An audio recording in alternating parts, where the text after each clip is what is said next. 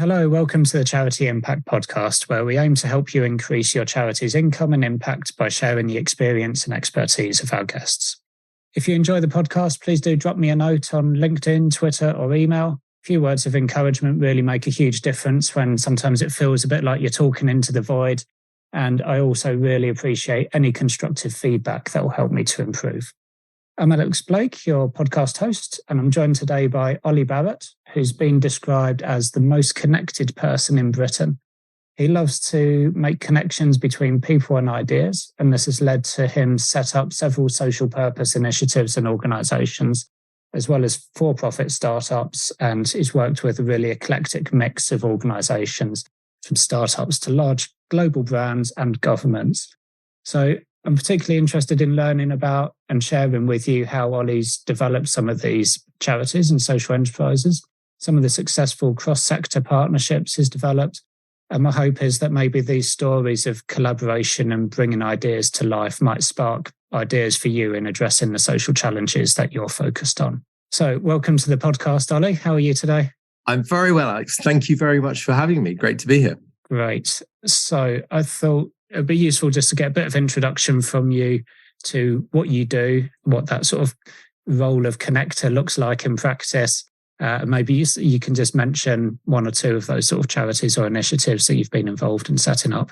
Yeah, I describe myself as a serial co-founder. Serial because I have been involved in a number of different ventures and I want to be involved in lots more. And co-founder because I've never started anything on my own. So I always require a far better organized, often far more committed, let's be honest, because they will be giving their full time in many cases, teammate, co-founder, partner to do things with. And, I've always found it far more enjoyable, far less lonely doing it that way. I dropped out of 2 unis, started my first business, which I feel had a social impact to it when I was at the second of those unis. And while I was still studying, that was 150 of us around the country trying to reinvent the careers fair with more interesting organizations.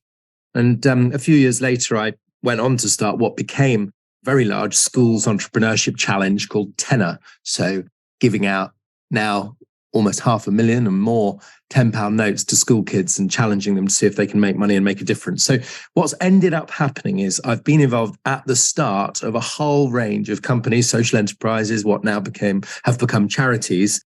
And typically I try to stay involved in some way, but the role evolves over time. So I suppose the second string to the bow is then try and stay involved and be useful where I can. If you think of the Turn on the Subtitles initiative that I co-founded with Henry Warren, keep involved as a co-founder and be useful. Volunteer it yourself where kids fix their own youth clubs. Try and remain an ally, remain useful. Start Up Britain with Number 10, a national campaign helping people who have decided they want to start a company. There, my role was bringing co-founders together. So I suppose it's spotting and making useful connections, bringing things to life, be those partnerships or organizations, and staying involved in a way that best suits the organization. So I suppose, it's not what you would call conventional, but I've thoroughly enjoyed it and continue to try and be helpful. Yeah, great. It sounds really interesting. And so in terms of the role that you've had, it's not necessarily been that traditional sort of founder stepping into a sort of CEO role and then at some point leaving. What's typically your role been at sort of different stages of those enterprises? It has completely depended. Let's think about Tenor. I was giving talks in schools about starting up because I'd already started my first business. I wasn't satisfied with the talk as a way of inspiring young people. To me, it was a bit like giving a PowerPoint about swimming. Yeah. So I thought, what's an idea for a challenge? And literally that day I read a newspaper article about a vicar giving their congregation £10. That vicar had helped raise more money than he ever had done before for the church. I thought, there's a cool microfinance idea. If ever I saw one, call up the vicar, got his permission to borrow the idea. But then, of course, the problem was I didn't have any money to start it and I didn't know any schools. I wasn't even in touch with my old school. So that is a theme that has come up again and again, which is who's a credible, keen partner who has the relationships you need to succeed. And in this case, it happened to be a government-backed, Gordon Brown government-backed national campaign called Enterprise UK. Took the idea to Tom and Scott, Tom Savage, Scott Kane there. They embraced it. Together, we went and raised the money, but we had the audacity to say, well, rather than pilot it with 10 pupils, let's do it with 10,000 in year one. So I suppose helping originate the idea, connect it with the essential partners, but then it was nothing without Luke or Martha, the gripper, as I called them, who, and I mean that as a high compliment, the project manager who's going to grip it and wake up every morning thinking about the detail to deliver it. And really, that was the secret to its success. So partnership, someone with boots on the ground to grip it and have all of their attention on it. But then I would continue to try and be helpful, firing it into Newsnight at the BBC, got us coverage across the network, took us, thanks to a good friend of mine, Shah Wasman, to Andrew Reynolds, its first funder. And then continuing to think, it's now been adopted by Young Enterprise, but how can I be helpful? It's now given birth to, or rather has a sibling called Fiverr for primary schools. And very often that involvement then becomes light touch. But hopefully that makes some sense as originator, connector, helper along the way. Yeah, so with that one, there wasn't a need to set up a new organisation. There was something that already existed, so you were able to take the idea to them. Well, no, it's a good point. So with the help of Bates Wells Braithwaite, we did form initially a community interest company, which served its purpose for a few years. The government campaign ran out of road and funding, so Tenor itself was put up for adoption. And happily, the successful parent, if you like, was Young Enterprise, which is a charity I'd already supported. I'd been on their board in East London. I'd got to know them. And so I actually pledged to whoever adopted it, I will continue to be useful. So it now sits within a very successful UK-based charity. Is this a bit of a theme where you've come up with an idea, you've identified a problem, and you see an idea that could be a solution, and it's maybe in an area where you don't really have that sort of pre-existing specialist knowledge or networks, and then you've kind of gone from not having that to suddenly, how do you make that leap to then being able to bring those people together and get things moving in that way? Well, I think without sounding terribly flippant, I've never been very burdened by expertise. So I've never gone down a big rabbit hole in terms of learning or knowledge to become an expert. So I've almost had that jack of all trades, you could call it, confidence to know that I'm not the expert. So one string to my bow is, presenting, chairing, interviewing people. And the golden rule there is make them feel comfortable and don't try and compete with them on expertise. Let them do what they do best.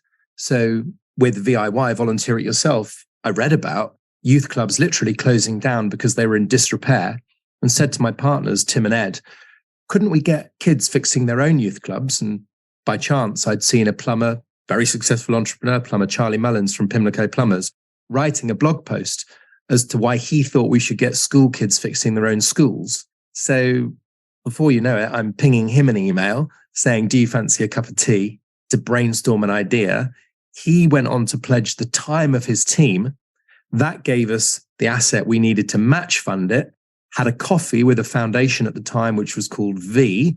I said over a sip of coffee, actually, this is less DIY, more VIY. They said, I like that. And that little bit of wordplay was worth £20,000 in match funding, which enabled us to go to UK Youth and London Youth to trial this in 2 youth clubs, brought in City and Guilds, thanks to Tim and Ed's expertise, so that the young people would get an accreditation, brought in what we hoped would be a DIY chain, Wix in the end. B&Q strung us along, if I can put it politely, for 6 months before saying no. Wix said yes, gave us all the kit and materials, not just for 1 year, but for many years. And strangely, we invited the big lottery fund to our wash-up meeting.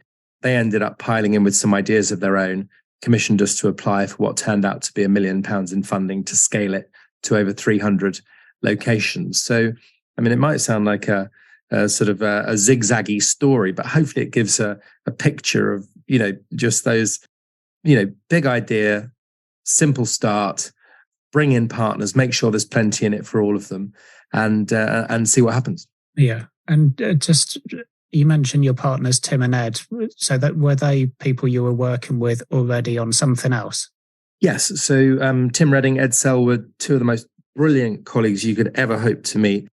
Passionate about impact, especially passionate about cross-sector, unlikely alliances, I think we'd have called it. Right. We had a small agency called COSPA, the Co-Sponsorship Agency, which was particularly interested in cross-sector partnerships. And I remember doing 2 years on Gordon Brown's Council on Social Action and came away thinking, I want to introduce Tim, who was at that time just a colleague, really, before becoming a business partner, to that group, because he continues to thrive off these unlikely alliances, teaming up retired builders with unemployed young people for a show with Channel 4, bringing empty homes back into use.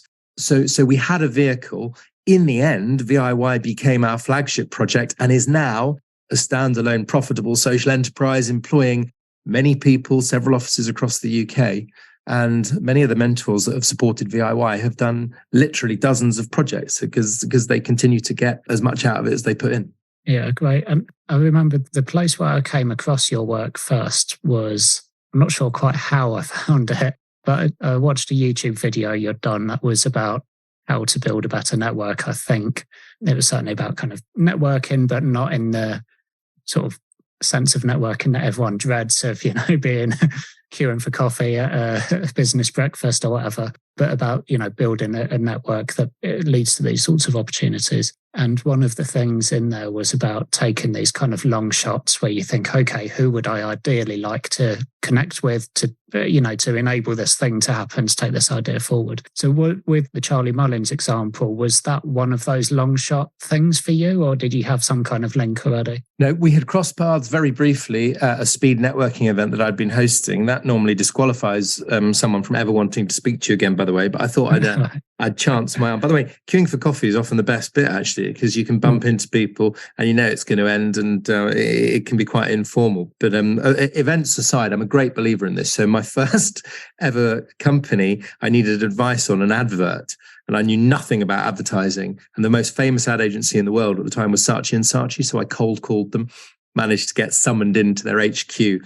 And that led to my own office in Saatchi's, meeting their clients, meeting our first investors, actually. So I suppose that sowed a seed, helpfully for me, probably unhelpful for others, of saying, just go for it. I think it's never been easier to connect with someone, certainly to write to them. I think if you're brief, if you personalize it, if you get your timing right, people can always say no, and most people will ignore you. So I'm a great believer in sending something more than once.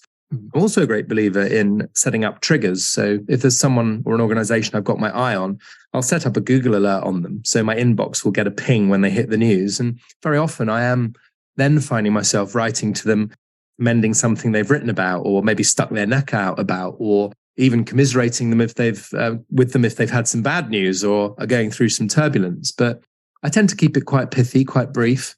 I get a really high response rate. I don't tend to ask for a coffee or a meeting in that first email. I tend to try and play a longer game with these things. But to be perfectly honest, if I think about almost all of the things I've helped start, they've begun with a long shot of some sort.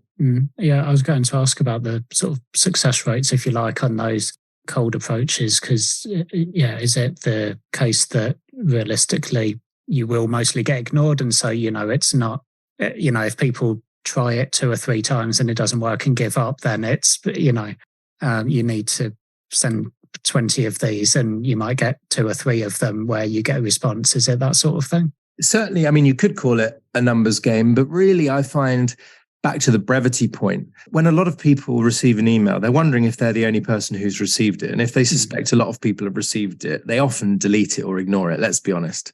So for me, the ability to build trust almost immediately by using a name that they recognize, even if it's the name of a city or an organization, the ability to build credibility really quickly. And a lot of people don't realize the credibility they already have through a program that they've just been on, an organization they've worked with in the past, but also just getting to the point and not overburdening them with information. You can make a long email look like a short email by putting more information under your signature.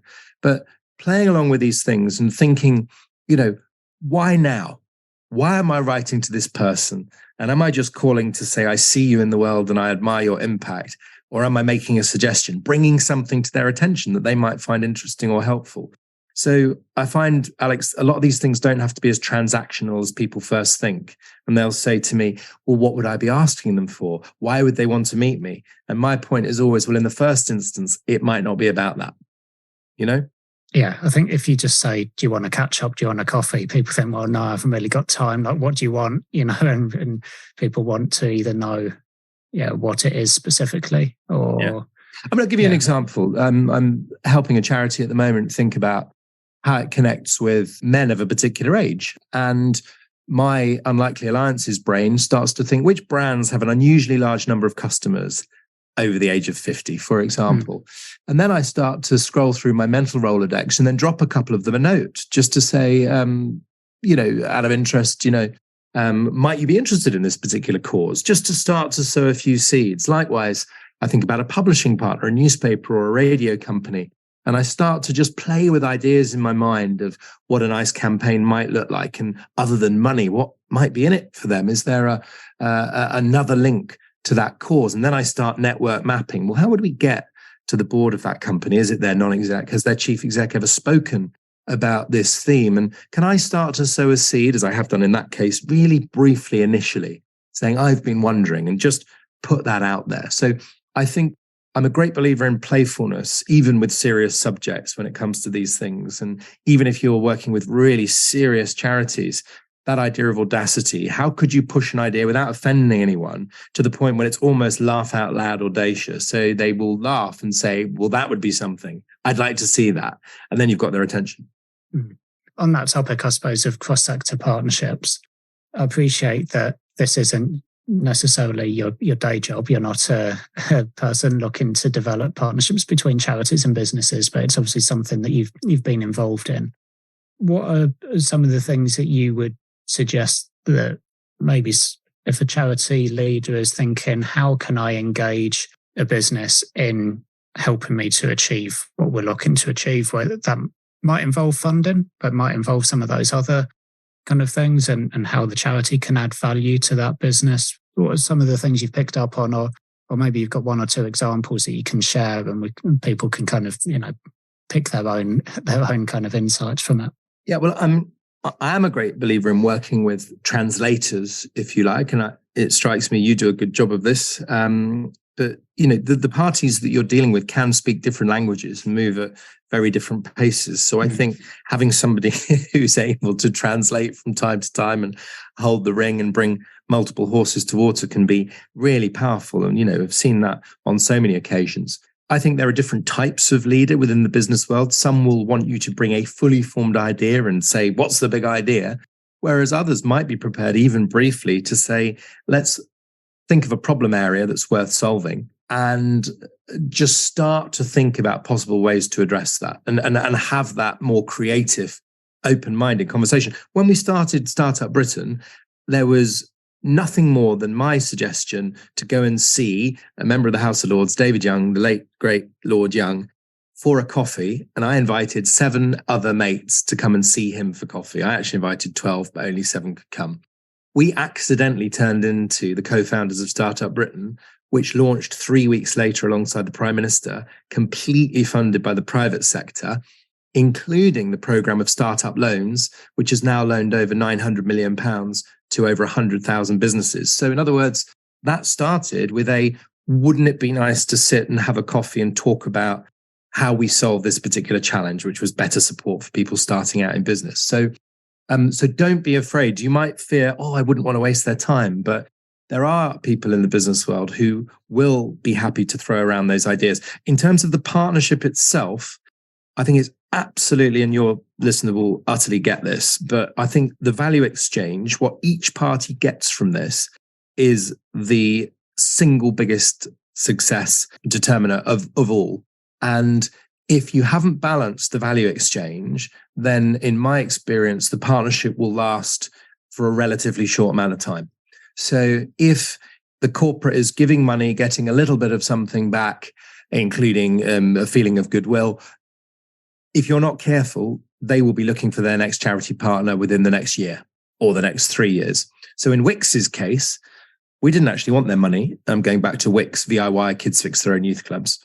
We knew we wanted the kit and materials, but then we started thinking, well, what else do these organizations have? So starting to better map the assets. It could be publications. It could be their stores. It could be their team members. Yes, it could be pots of paint. It could be internal newsletters. It could be strategic relationships with their parent company at the time, Travis Perkins. How do they fit into the wider world? And then actually we wanted to sign up their tradespeople, their customers.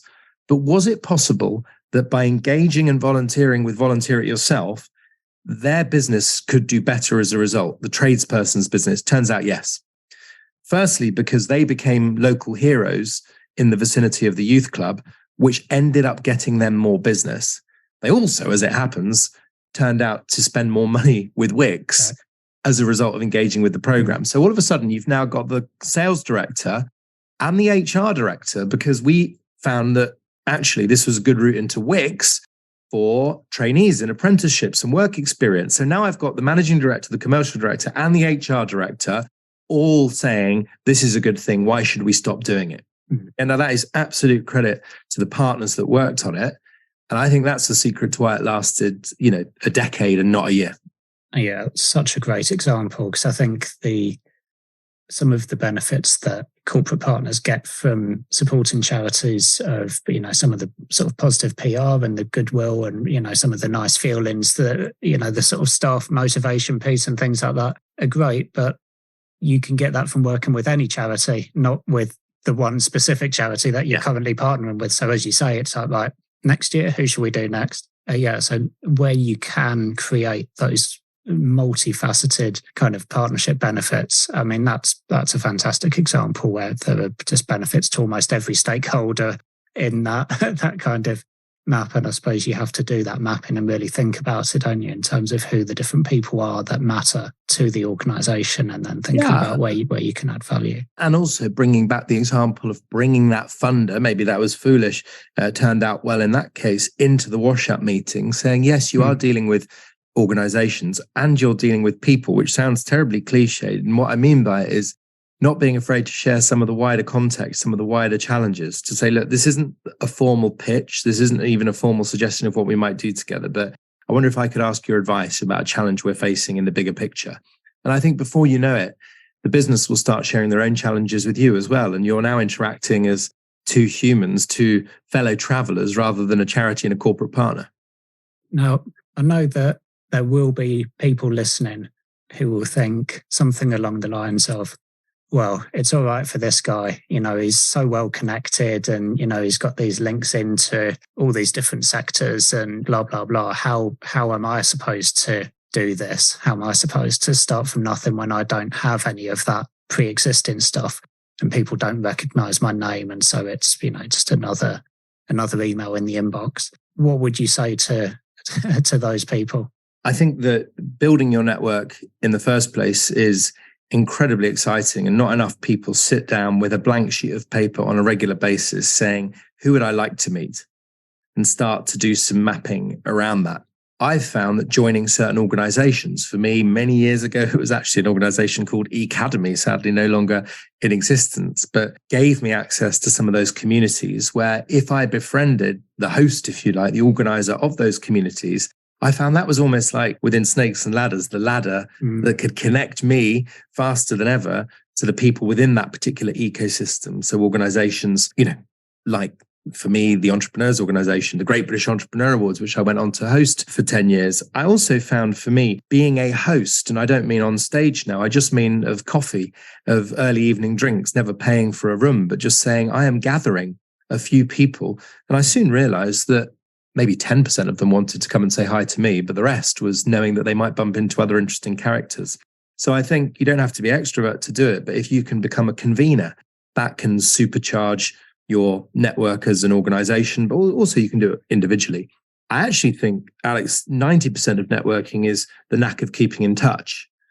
So the second blank sheet of paper I would refer to is the list of techniques that you're using to keep in touch with people. One of my favorite ones is when I see an interesting article or tweet or, whatever it might be, story, I try to send it on to someone and I just say, I saw this and I thought of you. And it's just a really simple, I'll often also add, no need to reply, but just dropping into people's lives with little crumbs of helpfulness on a regular basis. It doesn't have to lead then to saying, and shall we have coffee? But just that slow, it's the formation of keeping in touch habits, which is the secret to keeping in touch. And if anyone thinks, well, I haven't got anything to bring to the party, it's almost certain that you're listening to this within an organization that's making a difference in the world. That's something. In a world where a lot of people in the business world worry that they don't have meaning in their work, you have your curiosity. If you're able to choose a positive form of energy to project into a conversation, believe me, that cheers an awful lot of people up. So I think there's a real abundance of there's a real sort of surplus of good things often in the people that feel that they don't have those things. The other conclusion I've made is that it's more possible than ever to zigzag between sectors and specialisms within a career. And all too often I'll meet someone who says, well, of course, I've been in this sector for 10 years now. I couldn't possibly do anything else. And so I say that to people in business who want to get into charity who want to get into business, or people ploughing a furrow between these different sectors, which I find increasingly common. And with that, I think that's a really good idea about sharing useful content. So you're adding value and you're just, staying in touch with people without, as you say, without necessarily saying, can we have a catch up, which maybe doesn't have a particular purpose and, kind of takes up more diary space. But do you just tend to do that on a sort of natural, intuitive basis, or do you have any structure in terms of mapping out who you want to be staying in touch with? Because, you must have hundreds, if not thousands, of people that you've connected with that you'd ideally like to stay in touch with. And that's a lot of people to kind of think, just naturally think of. So do you have any kind of structure that you put around it? I do. I think of it almost in terms of, stretches that you would do as instructed by your, whoever it might be, your physio or your GP or something. So some of those stretches involve getting back in touch with someone that you've lost touch with. And that's a really important stretch. And you shouldn't feel afraid to call it out and go, I'm so sorry, we've lost touch and it's my fault. I've always had what I call a kitchen cabinet, like the Prime Minister's cabinet, but a kitchen cabinet, less formal, like a personal advisory board. People I can turn to for advice who I know will give me often very candid feedback on an idea or something I'm engaged in. So I make a note. Another stretch would be, have I checked in with my kitchen cabinet members recently about whatever it might be? I think reaching out to, a colleague, perhaps in another organization. So I think of that as a particular stretch. And then forming those habits. So is it sharing the interesting article? Is it inviting them to a little gathering? I've just decided I'm going to do a day in a few weeks' time where I'm going to take a group, I think maybe 20 of us, to Bournemouth for the day, which might sound a bit like a jolly. It probably is. But time has told me that those moments where you take time to gather people who are close to you and that you want to get to know better tend to be the standout, most enjoyable and most valuable times of all. Which is very counterintuitive when you're planning them or explaining them to a slightly horrified colleague going, you're what? You're gonna go for a day. What's the point? What's the agenda? And I think often when people have come to my gatherings, they've said, well, what's the theme? Will there be speakers? And when I reveal, no, we are here to meet each other, either they're horrified or inspired or sometimes a combination. And so do you find those sort of more social occasions help to build those professional relationships? Oh, massively. I never ask anyone, what do you do? Because a lot of people don't enjoy what they do. And you've asked someone a question about the thing they don't enjoy. So that's a gaffe immediately. It also can suggest, when I say, what do you do? It suggests I might be about to judge you based on your job. And I don't think that's a good look either. The third and biggest problem with saying, what do you do? Is you go down a cul-de-sac. If you tell me you work for Thames Water, we'll end up talking about sewage. When in the moment before I asked you what you do, we could have talked about anything in the world. So for me, that's the secret of building rapport, not asking, not knowing what someone does for as long as possible. So I want to gather people in their own personal capacity, help them build rapport with each other. And then as and when they feel comfortable to reveal part or all of their, quotes, day job or professional life, they can do that.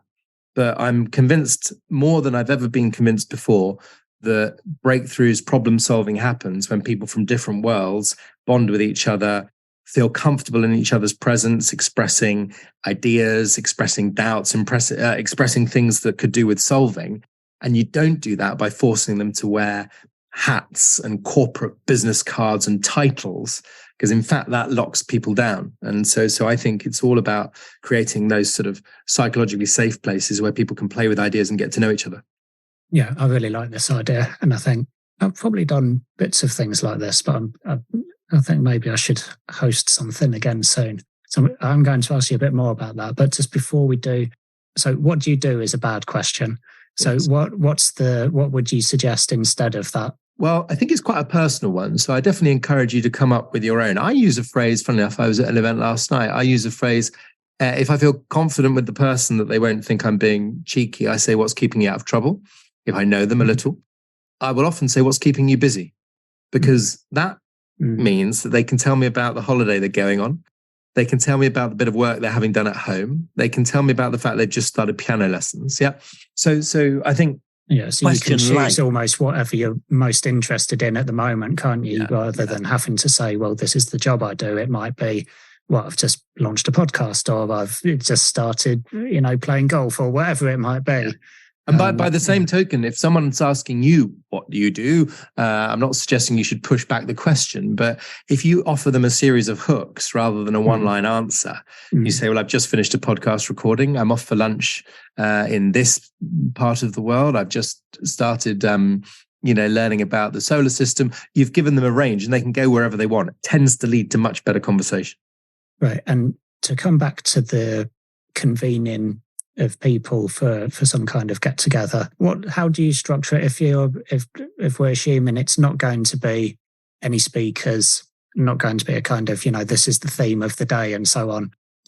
Maybe use your Bournemouth example, if that's a good one. What will you get people doing together? And what will you tell, or maybe it's not a good example, you can use another one, but what will you tell people in advance when you're inviting them? How will you think about structuring the day? Well, there is a case study. I mean, if you're doing, it could be a breakfast, it could be an early evening drinks or something. I think the key is that you as a host need to be mobile. So when I worked at Disney World for 6 months. I was a butler in Redcoat for a summer season, and that taught me about meeting people from any walk of life, but also being able to get away from conversations in a non-rude, friendly way and move around, because you want to be able to say hi to someone as they arrive. You want to say goodbye to someone as they leave. You need to be able to excuse yourself to move around. So you, when you're hosting, don't get locked in. And I know we're going into the detail, but I think it really matters, because I think hospitality, looking after people, is at the core of every business and organization. And I don't think enough people tune into it. So as a result, they don't make people feel comfortable. So people don't express themselves. On the Bournemouth example, and I've done several of these to Brighton and Bristol, and they have to begin with a B, obviously. And there we will go somewhere, we will meet for coffee, but co-hosted so that we bump into local interesting people. So that would be coffee. We would have lunch somewhere at the Bristol Old Vic, is it, or Young Vic? And my last one. But then we would spend the afternoon going, probably dividing and conquering, to a series of interesting organizations to find out what they do, to ask questions, to learn. And then we would all come back together in the early evening for a debrief, reflect on what we've learned. And then if people wanted to stay on, but they tend to be learning days as much as anything, but people from charities, businesses, government, often people in transition between roles as well, when they're doing some thinking. It's hard to rethink your future when you're sat behind the desk of your current role. So you'll set up those meetings obviously in advance. You'll think, okay, here's several interesting organisations in that city, booking some time, and will they tend to be people you already know, so they're happy to do you a bit of a favour, or are those organisations getting something out of it? Sometimes, I hope they all are. I have a blend of approaching people I know, but then opening it up as well. So I work probably 3 or 4 days a year with what we call like an innovation safari. I do it with my partners at Good Innovation, where we'll bring about 40 household name charities together. And the goal there is to pick a theme, but then we will deliberately bombard them or ping their brains with people from very different industries. It could be someone working in virtual reality or the metaverse, or someone who's just built a $1 billion new bank from scratch, and a theme might be turnaround or fixing hated industries or the future of storytelling. I'm deliberately not asking charity leaders to come and talk to other charity leaders there. And when I ask the person who does something totally different, I'm deliberately asking them not to bother translating what this means for the charity listener or the charity guest, because I want the charity listener or guest to work that out for themselves. So I'm more interested in doing interesting things to people's minds and brains, if you see what I mean. So, for example, when we went to Brighton, I put a note out to some trusted friends and said, I'm heading to Brighton for the afternoon. I'd like to meet a series of interesting people. I don't really care what they do. I just want them to be really passionate about what they do. And one of the first recommendations I got back was from a photographer friend who said, you've got to go and meet this guy who has a chili shop by the seafront. turns out this guy was world-class passionate about chilies. It was one of the best encounters we've ever had because it blew people's bodies and minds. It was something totally different. It helped us immerse ourselves. And I hope, Alex, this doesn't sound sort of too trite and playful as a sort of way of thinking, but strangely, the passion was infectious and it was something they weren't expecting. And I think too often in life, we're given the things we've been expecting, and that doesn't make for sparky thinking and change. And I'm going to ask another detailed question. You can tell that I like to get into the detail of these things. But if people are wondering, if people are thinking, yeah, that sounds good, I'd like to do that. What's the sort of business model to this? Like for you, is it part of your overall thing and you're thinking long term, it's just good to develop these relationships and so on? Or are people paying to come on this trip, or is there some funding in place, or how does that work? So in those examples, they pay their own way. So in other words, their tickets, if there's accommodation involved, they would pay their own way. And then I team up with brilliant people, for example, in Bristol, Bryony Phillips, Heather McDonald, Nick Sturge, who would help us source local sponsors. We frankly don't take any money out of it at all, but those sponsors would help to cover some lunch or some drinks or so on, and get recognition and of course invited to those gatherings. So, and any surplus on those days actually we gave to a local charity down in Bristol. So that has been part of the model. Why I do it is it gives me the chance to build relationships and goodwill with people that I either admire or would like to do more collaborating with. So for me, it's a complete no-brainer. Right. I think we should start to wrap up because I know you've got a train to catch soon. So I'm going to ask you what you would recommend to people who want to learn more about building their network and maybe thinking about these sort of cross-sector partnerships and the things we've been talking about. What would you signpost them to? Any sort of resources or reading or anything like that? I think the best book ever written, if you can bear to be seen reading it on the train, is Dale Carnegie's How to Win Friends and Influence People, which might be decades old, but is as relevant as ever. I created a 12-part audio course called Build a Better Network, which I'd be very happy to offer a version of, and we could do a special deal for your listener. Also, I've created a scholarship for that course, Build a Better Network. So if there are beneficiaries of the charities that our listener is working with that would benefit from that will be the beneficiaries for no charge at all. Likewise, for anyone who finds himself without a job at any particular time. And so that's my hopefully small but useful thing that I can do. I think just in terms of practical steps, the connection that people don't spend enough time thinking about, without sounding too sort of deep about it, is themselves. It's thinking, who do they want to meet? Who do they already know? Where would they like to go? And if you think about someone's bio or CV, very often it just talks about what they do today and what they do yesterday or what they did yesterday. And I'm very interested in this idea of a future CV. So why not put down on a piece of paper 3 bullet point items on your future CV? And why not take a risk and put that out there, not necessarily to the whole world, but to 10 people that you know and trust, and say, these are 3 things I'd like to do over the coming months or years. And any advice you have, any connection you have that might lead me even one step closer to those things on my future CV, I would be hugely grateful. And I think it's that sort of forward thinking that people could do even more of. Wayne Gretzky, everyone knows, the ice hockey player, said, "I skate to where the puck is going." And I think very often, particularly with building networks, we have to express where we want to go, and we have to ask other people about where they want to go. Because the trick to great collaboration is not to be catching up reading press releases about our competitors and our collaborators. It's to be 1 or 2 steps ahead in future conversations, saying, where do you want to go? Because the seeds of those future collaborations start in great questions today. Yeah, definitely. Always interested in learning about, great questions. Obviously, it's something I've been reading up on a little bit, thinking about podcast hosting and that sort of thing. Yeah, Ollie's been really kind to let me have a look at the Build a Better Network course. I've had a little look under the bonnet, if you like. It's really good. Loads of guest contributors as well. So lots of good content from Oli, and then a really eclectic mix, as you might imagine, in terms of guest contributors. Got people like Lord Billamoria, Penny Power, Simon Woodruff, lots of interesting people there. Audio kind of sessions, and then also like resources, a workbook and things like that. So I definitely recommend people check that out. And yeah, if we can get a code for listeners, then that'd be awesome. And as Oli mentioned, there's a kind of scholarship opportunity for people that are applicable for that. So Oli, is there anything that you would finally like to say? Just a final kind of request of the listener, or anything you'd like to promote at all? Any final words? Yeah, I'd like to let them in on a secret, which some of them might not know, which is if you turn on the subtitles on kids' TV, you double the chance of a child becoming a proficient reader. And that was a sort of magic trick that I wasn't aware of until I read about the work of an amazing guy called Brij Kothari in India.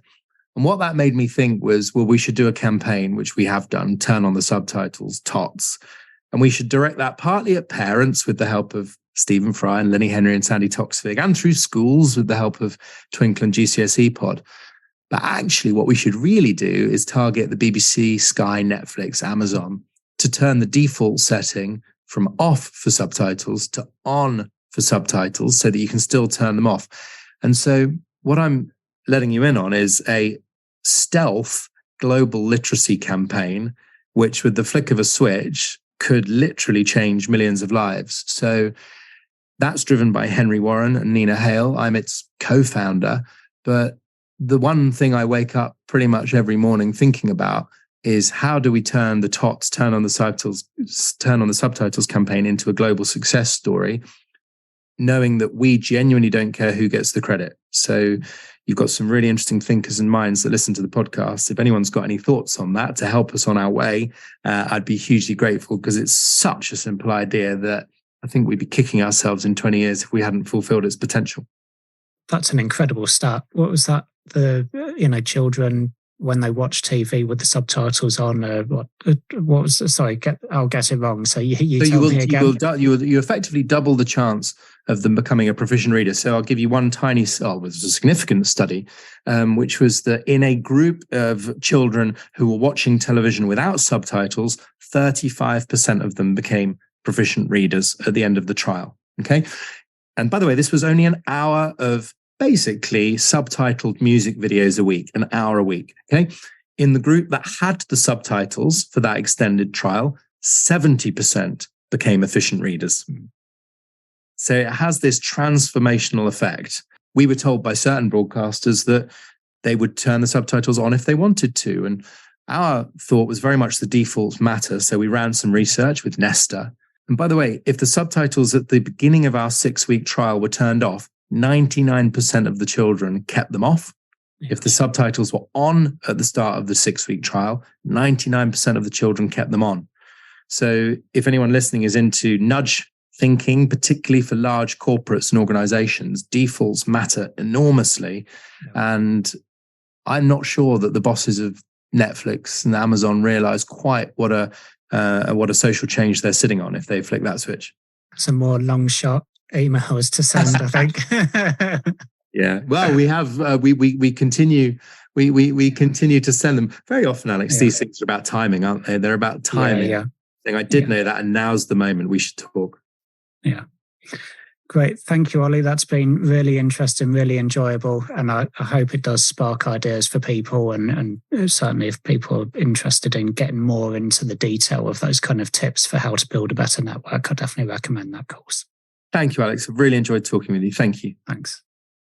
Thank you for listening to this episode of the Charity Impact Podcast. Thank you for giving us your time and attention. I know how precious a resource time is. I hope you enjoyed the show. If I could trouble you for a further 2 minutes of your day, I'd love to hear from you. You can leave a review on your podcast player via ratethispodcast.com/charity. You can engage with us on LinkedIn and Twitter. Just search Charity Impact Podcast, or search Charity Impact Podcast in your browser to find our website, where you can email me directly, and you can subscribe to our email list for the opportunity to submit questions for me to ask upcoming guests. You can also find all the show notes and the previous episodes and links to resources that our guests have recommended there. Until next time, take care and thanks for listening.